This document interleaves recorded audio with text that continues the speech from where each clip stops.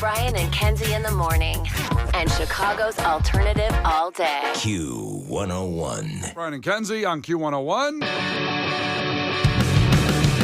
Ahoy! Let's go! We're waking up Chicago. Turn up the radio. It's time to start the show.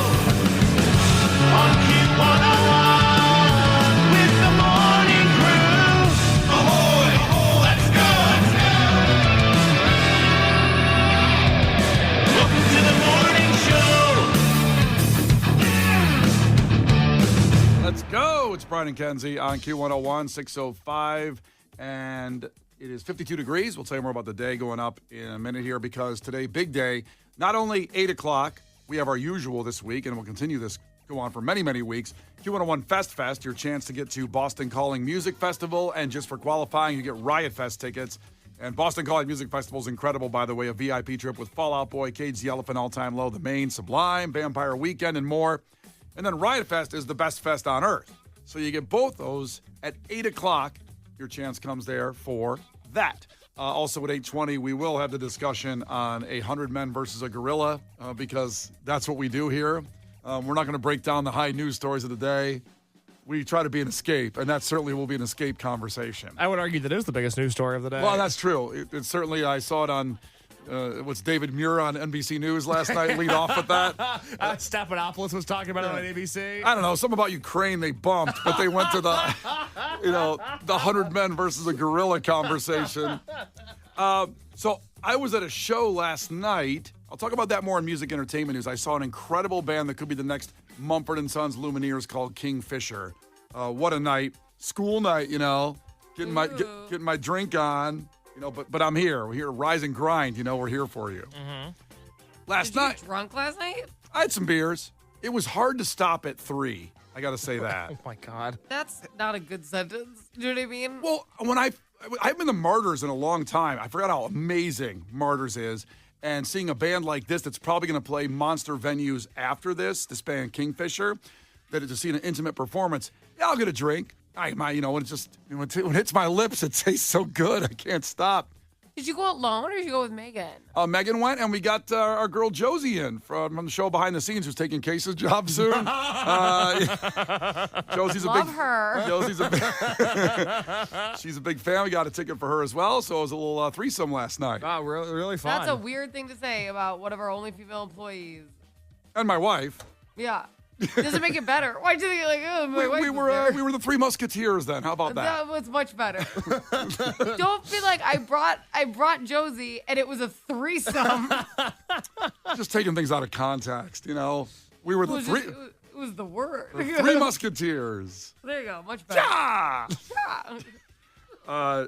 By the way, Tom in Westmont says he also likes that band Kingfisher. Tom, thank you. We'll play a little clip in music entertainment news at 8:50 coming up. Really love those guys. Thanks for checking in from Westmont on that. I appreciate you. He said he couldn't get there. So it was supposed to rain this morning really, really hard. And I said to Megan, in those rare situations, my wife, we have one car. She walks Harper to daycare. Mm-hmm. And I said, you know what? I'm going to leave you the car because I love you. Right. And she just let you have a threesome, so you're like, I owe her this. Why not at that situation? No, you leave you the car. And she goes, no, don't do that. I don't think it's going to be that bad. And I said, no, I'll leave the car. She goes, no, you take it. I go, okay. So I get up at 3, get outside. It is coming down like Noah's building an ark over by Wrigley Field getting ready. I mean, Noah should have started earlier. We are doomed. Yeah. I know it's tough for you to get in at that early, Kenzie, when you came in. And I don't know how it was out in where you are first in the Northwest Burbs. It always hits there first. It's a been storming. Yeah. It's like it just came with me. That's what always sucks. Every time I drive in a storm, it follows me the whole time because it's always out here first. Yeah, you either got to drive faster or slower. Because it's going right with you. It's going down with you on the Jane Addams, the Kennedy, You're all right. the way I in. should have just got here like 8. And Yeah. like, this way I can avoid the whole thing. I was hoping you'd drive faster, but you Yeah. have your option on that. You had 2 options. I hope you would have chose the faster one. So I go out to get in the car. It is pouring at about 3:45 when I get ready to drive. I mean, it's coming down sideways. I mean, buckets. I had an umbrella. It was going through the umbrella. It put a hole in my umbrella, the water did. Wow. And I sat there in the car for a second. I go, I can't. I sat there for 5 minutes. And I go, I can't not do this. I got to leave the car for Megan. So then I get back up, walk back up the steps, go out into the rain, go back inside, call an Uber. First off, Uber was about $34. Yeesh. You don't have that kind of money. No, not at all. Well, they get through that rain surcharge, which is just robbery. So I go to Lyft, and theirs was $17. And listen, sometimes it's the other way around. I'm not, calling out one or the other. Oh, you don't want to call out big rideshare right now? So I get a Lyft. Took him like 21 minutes to get here because he was over in Logan Square. Might as well be in Argentina. Good Lord, Logan Square is some kind of dream situation that's not real. It doesn't It's exist. like the Bermuda Triangle. Every time somebody's there, I'm like, oh my God, I'll just see you another time. Yeah. It's a mile from me, but for some reason it might as well be in Phoenix. Took him 20 minutes to get there at that hour, picks me up. The rain stops as I'm driving in with the Uber driver, Lyft driver, I should say. And it still hasn't rained a drop since then. I left the car. She's just going to be mad at you for spending that much money. Well, I'm mad because I don't have the car. And now I got to take a Lyft home, and she's going to get to drive over to daycare like some privileged, Privileged what? Privileged, what? I was trying to think of a Wife term. that contributes a lot to the bills. That's not what I was going to say. She has a great job, and we both earn this together. But it hasn't rained yet. So I'm telling you, she takes Harper to daycare, I think, around 8 o'clock. If it's not pouring, I want tornadoes.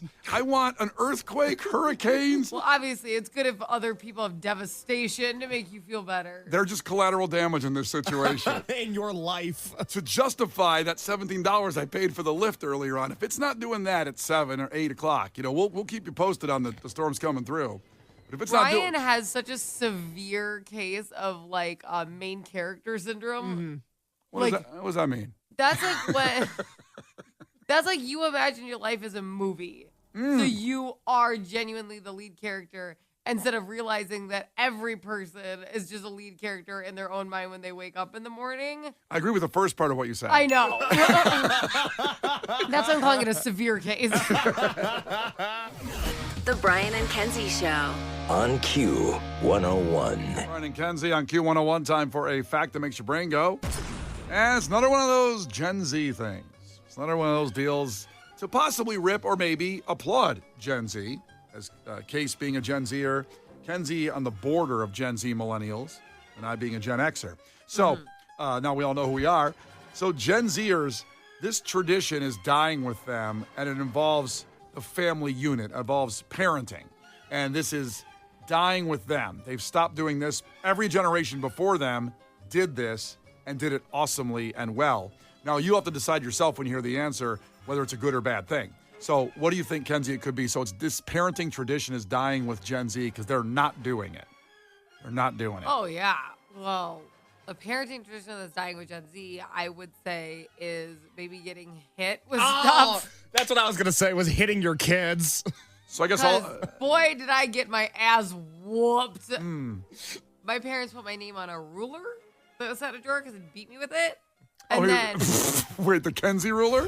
I had my name on it, yeah. Did all your brothers have their own rulers too? Yep. And then I told my mom once that I preferred when she hit me with it versus my dad because it hurt less. And then she bought a metal spatula and started beating me with that instead. So it was a big mistake. Didn't know we were having a therapy session, but I was just saying. I thought that was just a fun conversation her and I were having. I didn't know that it was going to lead to worse stuff. Did she flip burgers and then hit you with the spatula? I'm just curious. No kidding. What hurt worse, the ruler or the spatula? Well, the spatula by far, that's why she picked it. Because it had holes in it, so you get the wind in there. Oh my God. That's why paddles have holes in it. I thought it wasn't Yeah. necessarily for the wind, but I think if you put holes in it, it hurts more. That's what I've heard. Yeah, wind gets in there. Yeah. I don't know. It just sucks. I know that. And then we'd have to go read the Bible after. Oh, what's your favorite Bible verse? I don't know. I had to read the whole thing. Thou shalt not hit. Yeah. I had to read the whole thing. I used to read it and be like, well, I guess it's good that I'm not pregnant at 12. I suppose things could be worse. Okay, so she stole yours, Case. Gen Zers, this parenting tradition is dying with the Gen Zers. Kenzie says getting hit. What about you, Case? Well, I was going to say getting hit, too. You can team up with her if you want on this one, unless you come up with another Well, one. I'm trying to think of something that Gen Z parents aren't doing. God, I don't Brian's know. working. Yeah, Everyone's both parents are stay-at-home parents. yeah. And somehow they still have a $700,000 house in Chicago. The house hunter budget. They're like $14 million. We're stay-at-home parents. Good Lord. I almost pulled an all-nighter, you see, last night, but I'm here at work. But you pulled an all-nighter having fun, not slaving away. And trying to have a threesome with somebody who worked here. I got a list of things you can do. If you feel like you're not working hard enough, Brian, I got a list of things you can do for me. No, first off, stop with the details, Kenzie. Stop with those details. Secondly, and then I'm here at work. He's the one accusing you. Like, I didn't do anything. I sent you the threesome, which is your direct quote. We're the Three Musketeers, okay? It also makes you sound cool when she says that. Yes, so, I know. Like, you wouldn't think I called him a fat ass or something. Well, sometimes I'm more used to that, so my PTSD is not ready for you calling me cool. Okay, sorry. All right, we'll give you the answer after Fallout Boy. Check in 312-591-8300. Well, on the text line, something that Gen Z parents are not doing. It's dying with them that all their parents before did. Brian and Kenzie. The Brian and Kenzie Show. On Q101. The Brian and Kenzie Show. On Q101. Brian and Kenzie on Q101 with the fact that makes your brain go. This parenting tradition is dying with Gen Z. And all the other generations beforehand seem to have do it. Now, it may have slowly died with millennials, certainly, and probably even Gen X. Who knows? Kenzie says it's getting hit. Also, the move in her life was to ask for a metal spatula over the ruler with her name on it because, quote, it hurt less. And sometimes there were burgers being flipped on that spatula. I was happy that it hurt less when my mom beat me with a ruler versus my dad, and then my mom bought a metal spatula to make up for it. Oh, my bad. I misunderstood. Yeah. Well, that's horrible. That's horrible. Yeah. Anything else you want to add to that, Brian, or just that it's horrible? I just want to make a comparison to that. It's kind of like, going to war with a pistol and realizing you don't have enough, so then you get an AK. Wow. And the situation to make sure you're doing the job right because you're not adequate as a soldier with just a pistol. Does that make sense? Sure. Whatever I can say to move on. But that's not it, Kenzie, believe it or not. That's not it. In case, did you even have an answer? I can't remember. I also thought it was getting hit. Yeah. The parenting tradition that's dying with Gen Z is reading to their kids at night. Ooh. Much less graphic and horrific, but also could cause just as many problems if you're not reading to your kids. So more and more, and obviously this is just handing them an electronic device to pass out with, I guess. Now, I read to Harper every night. I read about, she wants to read like 7 or 8 books. I'm not a Gen Z parent, so maybe that explains it. Well, I would imagine, just knowing you and what you do for a profession, that getting a children's book read by you has to be like seeing AC/DC. It's got to be an electric performance every night. I certainly warm up. I preview the copy. I write notes on the sides. Do you do vocal warm-ups before you read a children's book? Oh yeah, I gotta go in there hot. I gotta get the ratings in that room. I also think it would be very distracting because I think that every time you saw anything, you'd go off on a story about something else. So this was one time I also saw a bird. It's like, whoa, okay. Kenzie, you have no idea how long it takes to read Grumpy Monkey to her. Grumpy, I bet. what's Grumpy Monkey? Grumpy Monkey. He's a grumpy monkey, and he wants a banana.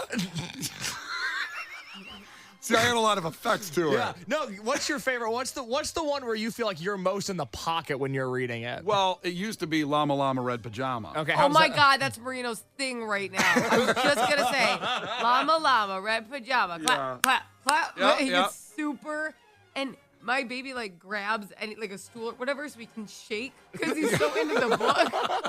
He dances like I'm battle rapping.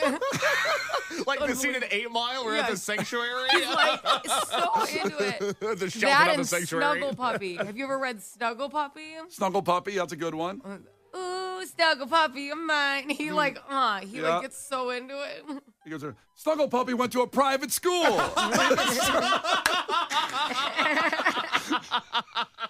Well, there you go. Gen Zers, start reading to your kids. It'll help their development. It is hurting the future if you're not reading to your kids.